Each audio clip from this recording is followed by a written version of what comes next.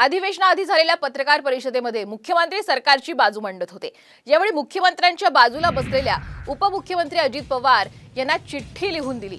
आता या चिठ्ठीत नेमकं काय लिहिलं होतं यावरून तर्कवितर्क लावण्यास सुरुवात झालेली आहे। याआधी अनेकदा मुख्यमंत्री पत्रकार परिषदेत बोलताना त्यांच्या मदतीकरता उपमुख्यमंत्री देवेंद्र फडणवीस हे धावून आल्याचं पाहायला मिळालं होतं।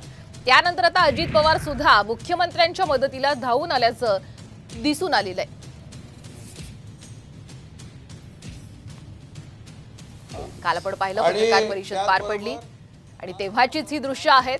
पत्रकार परिषदेमध्ये मुख्यमंत्री सरकारची बाजू मांडत होते आणि याच वेळी आपण या दृश्यांच्या माध्यमातून पाहू शकतो उपमुख्यमंत्री अजित पवार यांनी चिठ्ठीमध्ये काहीतरी लिहिलं, मात्र नेमकं काय लिहिलं यावरून सुद्धा चर्चांना उधाण आलेलं आहे। याआधी अनेकदा मुख्यमंत्र्यांनी पत्रकार परिषद घेतली आणि त्यावेळी त्यांच्या मदतीला उपमुख्यमंत्री देवेंद्र फडणवीस हे धावून आल्याचं अनेकदा पाहायला मिळालेलं आहे। आता अजितदादा सुद्धा मुख्यमंत्र्यांच्या मदतीला धावून आले, त्यामुळे सध्या चर्चांना उधाण आलेलं आहे।